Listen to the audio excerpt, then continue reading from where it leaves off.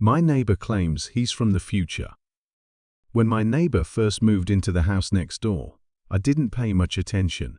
People move, houses change owners. It's a normal thing in our neighborhood. His name was Artem, and while he was polite, there was something unusual about him. He wasn't like anyone I had ever met. I live in a small town. It's quiet, even too quiet. Our days blend into a monotony. Neighbors go to the same stores, gossip about the same things. So when a new person shows up next door, it immediately becomes an event. For the first few days after moving in, Artem kept a low profile. No one saw much of him outside. His old van, which he used to move his things, disappeared as quickly as it came. He didn't seem like a typical small-town resident. He had no friends, no acquaintances with the locals. This drew attention. I watched him from afar.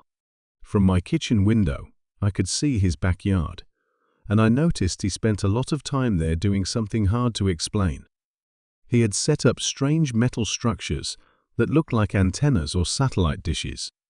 Often, at night, there were flashes of light in his yard. Rumors about our team spread quickly. Some said he was a scientist, others thought he was just a bit eccentric. But what puzzled me the most was how intensely focused he seemed, almost obsessed.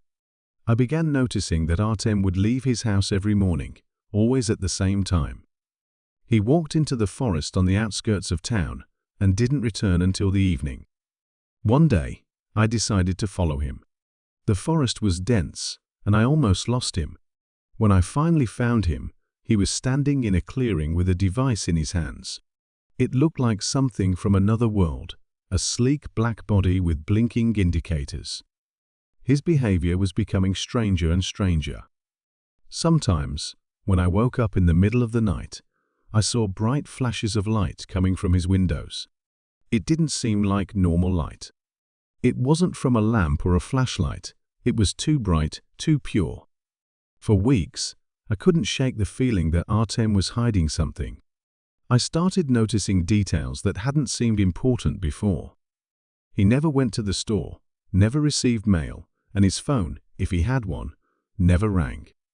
One evening, I heard a low hum coming from his yard. It was a vibrating sound that couldn't be mistaken for anything else. I approached the window and saw him carrying something into his shed. In his hands was a large container, like a metal case. The rumors got even wilder. Some said he was a hacker working for the government. Others thought he was a fugitive hiding from the law. But I had my own theory. Everything about this looked like he wasn't from our time.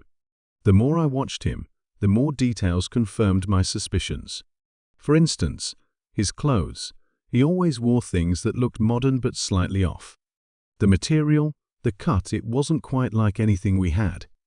Or his devices, small, portable gadgets he carried around with him. The more I thought about it, the more I believed my theory. Artem wasn't a criminal or a scientist. He was from the future. One day, I decided to go further. In the evening, when he left for the forest as usual, I snuck into his yard. Inside his shed, I found something that convinced me entirely. There was equipment I had never seen before. Large screens displayed incomprehensible graphs. On one of the tables was a map of our town, but it was marked differently than an ordinary map. It had dates on it: 2024, 2027, 2031. I left the shed with the feeling that I had just seen something I wasn't supposed to see. But deep down, I knew it wasn't my imagination. Over the next few weeks, I continued observing Artem, but now with more fear. The more I thought about his origins, the more questions arose. If he really was from the future, why was he here? What was he looking for? This might sound like a story from a science fiction book, but I'm convinced it was real. One morning, I woke up to find Artem's house empty. There was no trace of him. It was as if he had never been there. The shed was empty, and all the equipment was gone. I don't know what happened to Artem. Maybe he returned to his future. Maybe he was found by whoever was after him. But after his disappearance, I noticed something else. The ground where his house stood was scorched, as if something had burned it from the inside out. And now, every time I look at the night sky, I think about what I saw. Sometimes, I think I see flashes of light in the distance. Maybe it's Artem, leaving me a sign that he's still here. Or maybe I'm just too afraid to know the truth.